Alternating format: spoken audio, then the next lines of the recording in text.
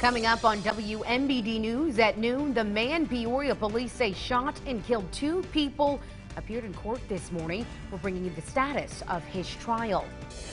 Also, the Prairie Farms plant will be making some cuts to its base. I'll tell you how many people will be impacted.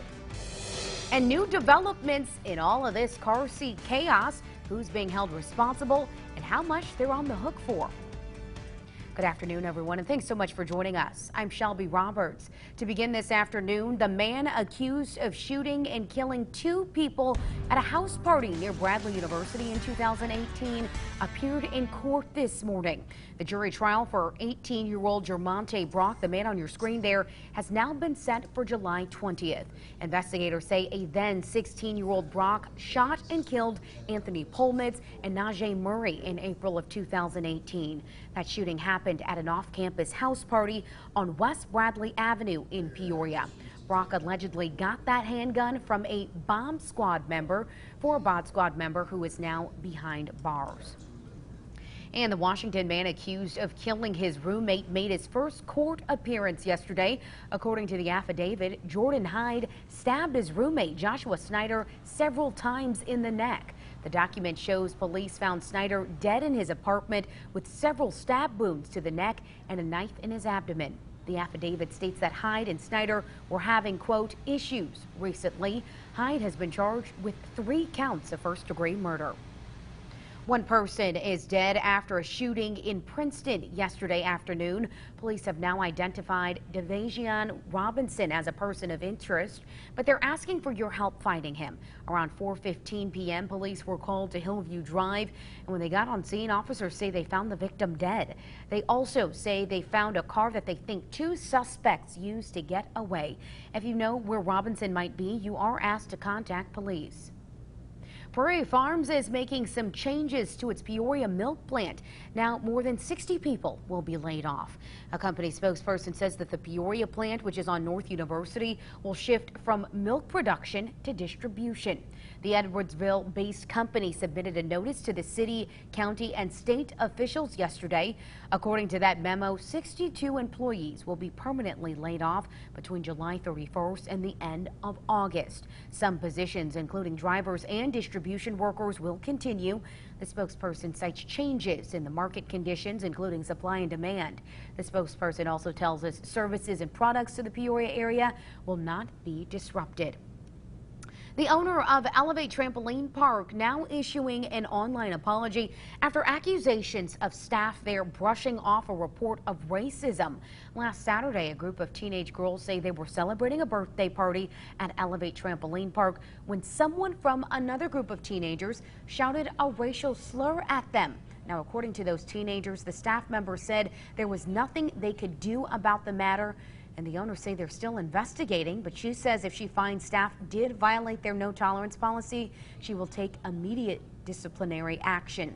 Peoria's NAACP president says the word use was unacceptable. The same way with the N-word is how I look at the word slavery. It's wrong.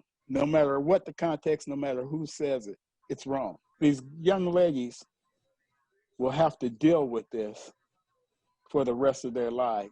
Even if they go through therapy, they're going to have to deal with this. And there is a peaceful protest planned for today in front of that facility. We move now to the Twin Cities. A $39,000 fine has now been issued for all of this car seat chaos. You see, the Bloomington property owner is now being held responsible for a mountain of car seats in a lot. City leaders say that the mess created an illegal junkyard. The owner of Bell International claims that he was participating in a nationwide recycling promotion where people could drop off their car seats in exchange for a $30 gift card. Now, because of COVID-19, the owner says that drive stalled and he couldn't get rid of all those seats. Yesterday, a judge issued fines for those code violations. The owner now has until August 15th to clean up that lot. Car crash deaths are spiking in McLean County. There have been 5 traffic-related deaths in just the last 3 weeks. That's nearly a third of what was reported in all of 2019. As for the 4th of July holiday weekend, as that approaches, Bloomington police officers are reminding drivers to stay safe. Officer John Furman says if you're in a car, always wear your seatbelt. He reminds drivers to stick to the speed limit, saying that going too fast can turn a minor crash into a much more serious one. Furman also says if you're going to drink, make sure you get a designated driver. Especially with the holiday season coming around, the 4th of July, there's always a lot of DUI drivers, and we make a lot of DUI arrests. And then make sure that you can't ever forget of distracted driving, putting your phone down, making sure you pay attention to the road. Now, several new driving laws went into effect yesterday. There are now increasing penalties for driving while distracted. If you hurt another person while texting and driving, you could lose your license for a year. Plus, you could face a minimum $1,000 fine. And another new law increases the punishment for drivers who do not obey the rules of crosswalks or school zones. Under Mason law, as it's called, anyone caught violating the pedestrian right-of-way at crosswalks will face a 12-month license suspension if the violation leads to injury, and that's beforehand there was just a fine. We turn now to your coronavirus coverage. 18 additional people have tested positive for COVID-19 in the Tri-County area. 10 of those cases are in Peoria County, and the other 8 are in Tazewell County. For the second day, no deaths were reported. In the Tri-County area, which also includes Woodford County, there have been more than 600 cases since the beginning of the pandemic and 38 deaths. Statewide, 828 new cases were reported. 30 more people have died related to the virus. So far, more than 144,000 people have contracted COVID-19 in the state, and there have been more than 6,900 deaths. Home care workers in Peoria are pushing for pandemic pay and personal protective equipment. Yesterday, the group rallied outside the Labor Temple in downtown Peoria. The workers are personal assistants who provide home care services for people with disabilities through the DHS Home Services program. They say they've worked behind the scenes during the pandemic, going into the homes of seniors and people with disabilities in the process of exposing themselves to COVID-19.